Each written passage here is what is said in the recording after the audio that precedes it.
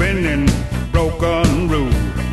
Hound dog howling, bullfrog croaking. Everything is broken. Hi, and welcome to another edition of Dad's Divorce Live. I'm Matt Allen, editor of DadsDivorce.com. Today we're joined by Rosalind Sedacca. Rosalind is an author and the founder of National Child-Centered Divorce Month, which is recognized in July. So Rosalind, thanks for joining us. Thank you so much. It's a pleasure. As I mentioned, July is National Child-Centered Divorce Month, and you were the force behind sort of initiating it. So could you talk about your motivation behind founding that month and sort of the purpose of the month and what people should be getting out of it? We celebrate Mother's Day in May and Father's Day in June, and I thought it was very important for us to focus on children in a special way when they are the children of divorce. Children are too often neglected in the divorce process. Yes, there are legal issues that take place, and there's physical and financial issues that are discussed, but the emotional and psychological impact of divorce, unfortunately, is not at the forefront too often.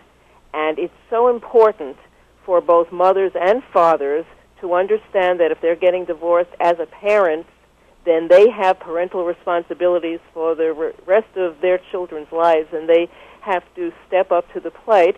And too often the children have been falling through the cracks. So I thought it was important for us to designate National Child-Centered Divorce Month, and it's a time when I have divorce professionals all over North America, as well as divorced parents who get together and talk about divorce issues, contact the media, and have events, activities, lectures, seminars, workshops, provide various tools, answer questions, and try to make important and valuable changes in the legal and court systems wherever possible so that the divorce process benefits children more.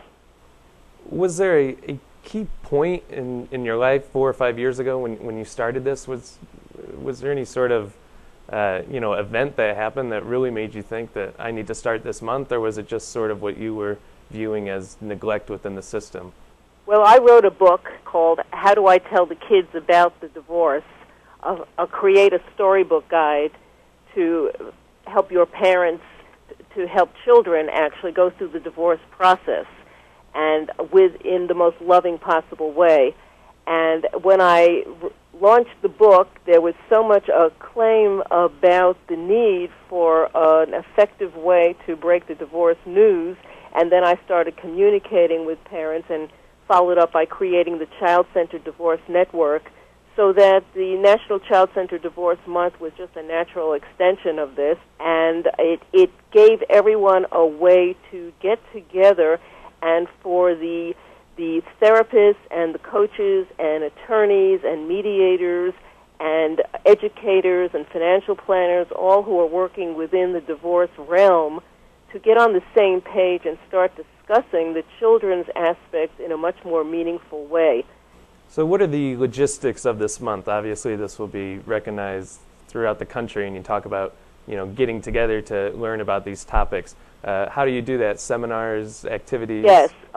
In one hand, divorce professionals all over the country in their own local region will be contacting local newspapers and with articles and interviews and information to ease the divorce process.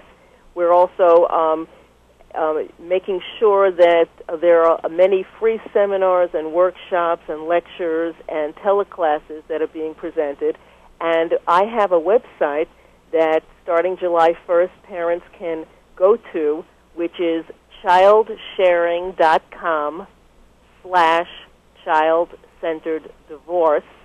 And at that website they can sign in, and there will be an entire page of free gifts on divorce and parenting-related subjects from divorce experts throughout North America, including free books and lectures and audio tapes, even free services, including coaching and things like that, all for free. And in addition, we have an entire page of outstanding teleclasses from some of the best minds in the positive divorce realm, and I'm talking about people who are working specifically in a child-centered focus and are giving their best advice to help parents not only before the divorce and during the divorce, but for months and years after the divorce, because issues are going to come up even if 5 years following the divorce, and there are ways to handle this more effectively, and that's what we're all about. So there's really no excuse if there aren't any activities going on in your town. There are teleclasses and e-seminars, and you mentioned this site with a whole bunch of good resources. So Yes. Parents out there should really, if they're interested in learning about this, they should really take advantage of it. There's many easy ways to do so. And I encourage parents to actually contact their TV stations and local newspapers and say, this is National Child-Centered Divorce Month. What are you educating us about? And getting those reporters out there to do some interviews and talk about changes in the legislature and changes in custody and child co-parenting laws, talking about parental alienation, talking about all of the aspects that affect children, right, and finding out about the mistakes that are commonly made and ways that parents can undo those mistakes and create a smoother transition for their children. Before I let you go, your book, How Do I Tell the Kids About Divorce? In it, I guess you sort of touch on the basic concepts of what parents should keep in mind when talking to their children about divorce. Could you share some of that advice with our viewers? Yes, there's 6 key messages that it's essential to tell your children, and those include reminding them that this is not their fault in any way at all, and repeating that over and over, because children tend to feel that in some way they're responsible. Also reminding your children that they're safe, and they'll always be safe because you're protecting them and taking care of them, and they're not going to lose either their mom or their dad. A third message is that mom and dad will always be your parents. Even though we're getting a divorce, we're always going to be your parents, and that mom and dad will always love you, that the divorce is not going to affect the love you have, so that children cannot move ahead with the deep fear that somehow they're losing one or both of their parents during the process. Another key message is that this is about change in our lives, not about blame. This isn't an opportunity for you to be sharing all your anger and resentment with your ex, with the children, confiding in your children, and telling them all your dirty laundry. Right. So you want to talk to them about not without blame, and just talk about the fact that mom and dad have some differences, and there's going to be some changes in the form of our family, but not in the love within our family. And then we have to remind them that things are going to work out okay, and make them feel more secure during this very insecure time. And then both parents have to step up and make sure that happens. Well, Rosalind, thanks so much for joining us. Thanks for your work in establishing July as National Child-Centered Divorce Month. And once again, that website was? Child-Centered Divorce is where they could find all the information for Child-Centered Divorce Network and all the information they need, resources. And the Child-Centered Divorce Month website is childsharing.com/child-centered divorce. That'll do it for this edition of Dad's Divorce Live. I'm Matt Allen, editor of DadsDivorce.com. We'll see you next time.